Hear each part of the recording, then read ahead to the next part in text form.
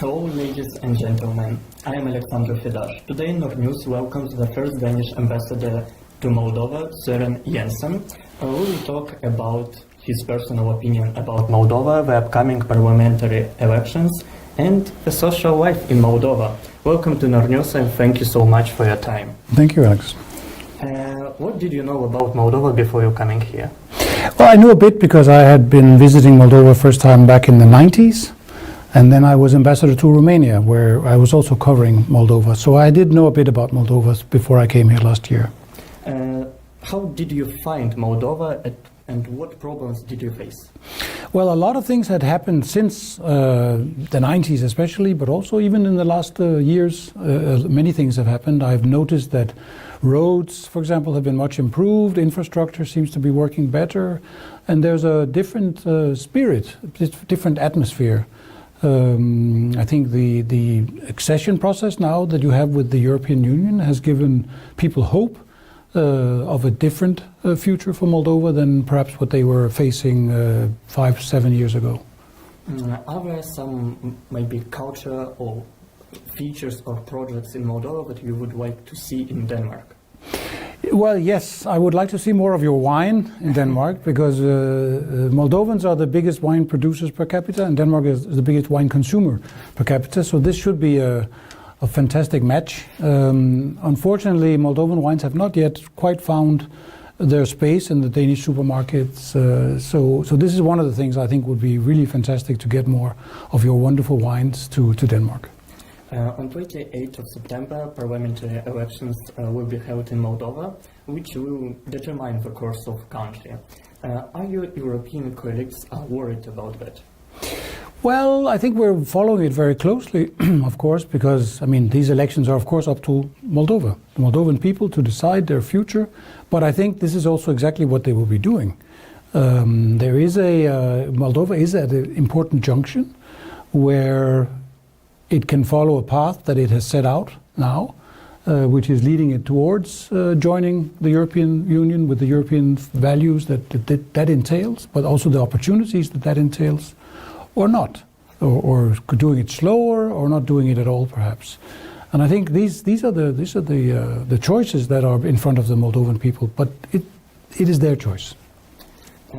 Russia has a new handler in the hybrid war against Moldova to change the European path of Moldova through the pro-Russian candidates and church. The question is, how strong is the influence in Moldova? Do you feel it? Well, I guess I don't feel it personally, but I do of course see the reports and I do follow the analysis of these Russian efforts, and I think we should expect even more of the same, or maybe even more of different things, an intensification of the hybrid attacks against Moldova. And it all comes down to what we discussed before, the future path of Moldova. Is Moldova going to join into the family of democratic nations, or is it going to remain a gray zone, or even perhaps even a closer relation with Russia? So it is a very important step for Moldova, and of course, Russia would like to influence that decision, and they are using the means that you mentioned to try to do so. How important is state support for media, if you can compare with Denmark, and won't the state start favoring the more obedient ones? Well, first of all, it is important, and we've seen in all of the world, and especially in the democratic countries, we've seen media having more and more problems. They are competed with. There's competition with social media, with new media platforms. It makes it difficult for traditional, hardworking, investigative journalism to live freely. So financing, it becomes an important part. The advertising market is limited, like for example here in Moldova. They are also going to other outlets. So having some kind of support for the free media, for the serious media, I think is important simply for democracy. We need to have an enlightened discussion. People need to be informed on a fact-based basis without misinformation and disinformation. So having some kind of support is important. Constructing the support so it doesn't end up, as you say, being the government deciding who gets what and what they should print is, of course, equally important. So, and I think in Denmark we have a system where media money, media support is not in any way linked to editorial content. It's not the government sitting deciding what media should print, and of course they should never do that. Okay, let's talk about the problem of disinformation. How well is Moldova doing, and have you encountered some disinformation in Denmark, and what kind? Well, I think first of all, Moldova is really doing a lot to try to prevent disinformation, misinformation. It's a very difficult battle because you are on the defensive. You have to try to react to things.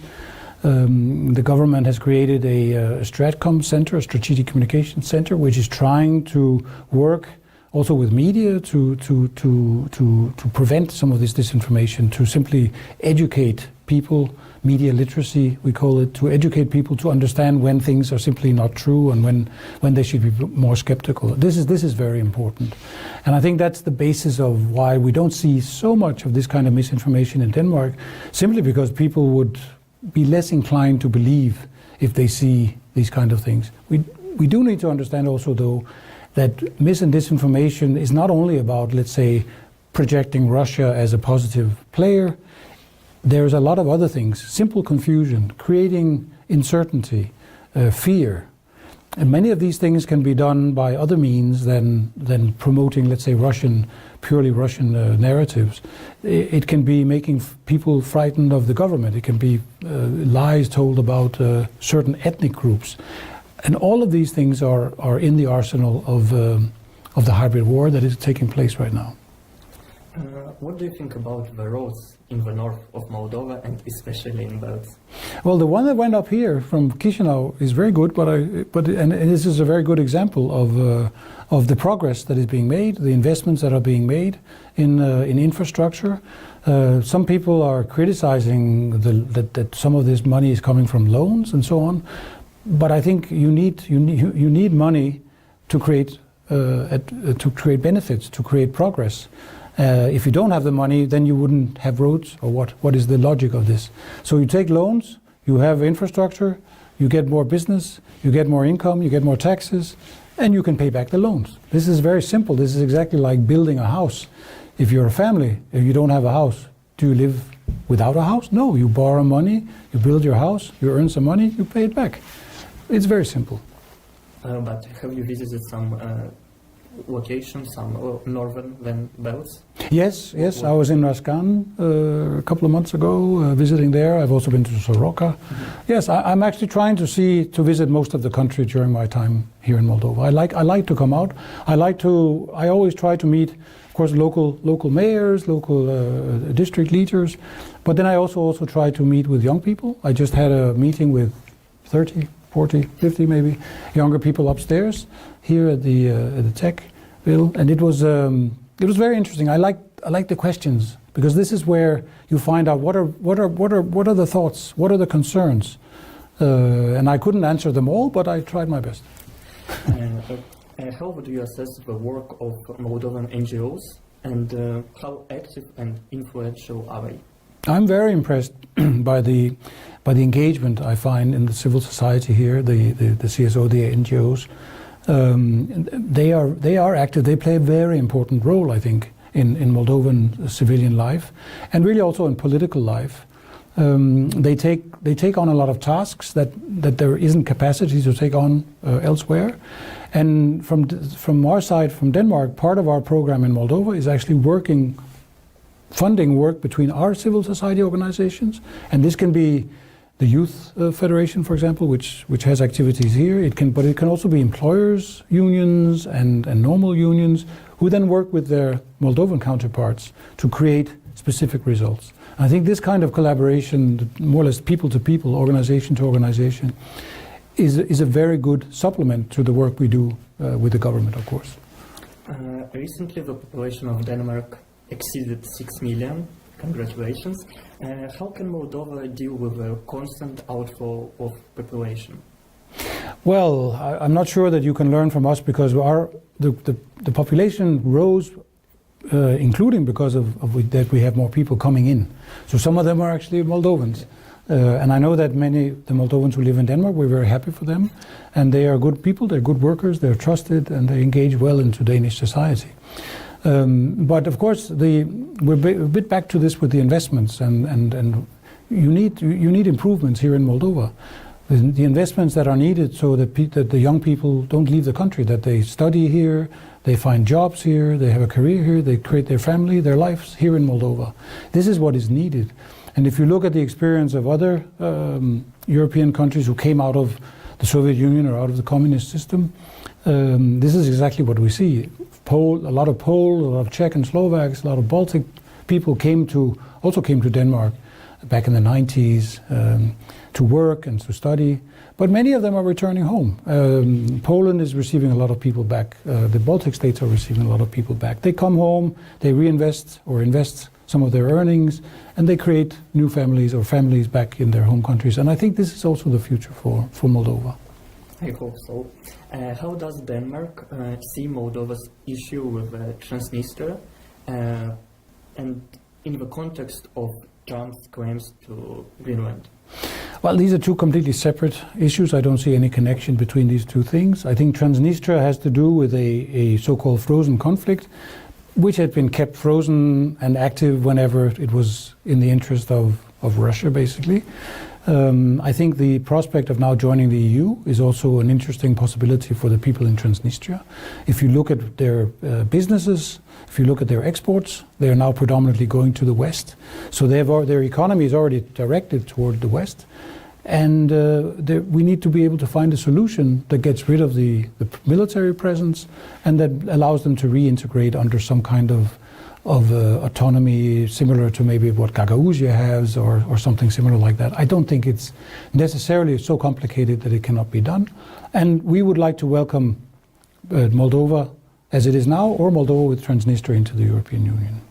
So can a small country restrict some rules or maybe laws that world superpowers provide?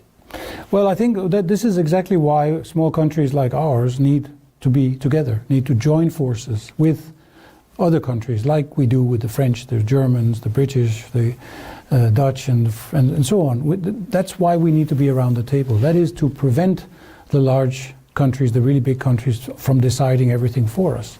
It's the only chance we have. Otherwise, we're going to have to live in a world where the large countries are going to decide for us. So our chance, a lot of talk is about sovereignty. People talk about sovereignty as if it's something you keep and then you close it into your country and then you preserve yourself. But that's not the reality. The sovereignty is having influence on your future. The influence on Moldova's future, the influence on Denmark's future is around the table with the countries that we like, that we work with, taking decisions together about our common future. That's sovereignty today. Should we shift the population to bicycles? If so, how should we do it other than high car tax? Well, first of all, you need to teach the drivers to be care of bicycles, because I would bike in Chisinau, but I don't dare because the traffic is not used to bicycles, and then you end up biking on the sidewalk, which is also bad because that's not where you're supposed to bike, right? It's for pedestrians. So it's a thing. When I lived in America 15 years ago, I didn't think they would ever bike, but now you see more and more. In New York, you have bicycle lanes, and people are taking the bike. In a place like New York, it makes a lot of sense. And in Moldova, it will also make a lot of sense. But you need to make the right infrastructure. You need to make it safe to bike. Because desirability is of course, it's cheaper to bike, and sometimes it's even quicker. If you're sitting in a queue of cars, you see these bikes passing you, you think, okay, they're actually clever. Maybe I should jump on the bike, you know. So I think these things will happen. It's a cultural thing. You can encourage it by increasing car taxes, but at the end of the day, I think when people start also thinking more environmentally, they will also come to see the benefits of biking. It's good for your health if you're not run over. The Danish island of Samsø is known for the fact that 100% of its energy comes from renewable sources. Is this possible for Moldova, and could green energy be the key to energy independence? Well, I think the short answer is yes. Whether you can have 100%, I don't know. I mean, I think this is an island, and for certain reasons they have this. But for sure, and this is also the ambition of your government now, is that you can have a much larger sustainable element in your energy mix. And of course, as I always say, the cheapest energy is the energy you don't use. So the gas you don't have to import from Russia, or the energy you don't have to buy at expensive prices perhaps, or with political connotations, is of course better energy. And that's the cheapest, the one you don't use. So a lot of energy investments, energy efficiency. In Moldovan households, you spend more than, it costs more than double in average than European households. So people in Moldova in their homes pay basically double than people in Denmark for the energy, because they use more energy, which they didn't have to if they insulated the walls, the windows, the heating systems, the light fixtures and things like this. So a lot of these things can be done. Again, you need to invest. You need to borrow some money to invest, but then you save so much money by having more energy efficient, for example, housing or schools or TV studios or whatever. But not only that, you also create jobs. The people who need to do the renovations get jobs.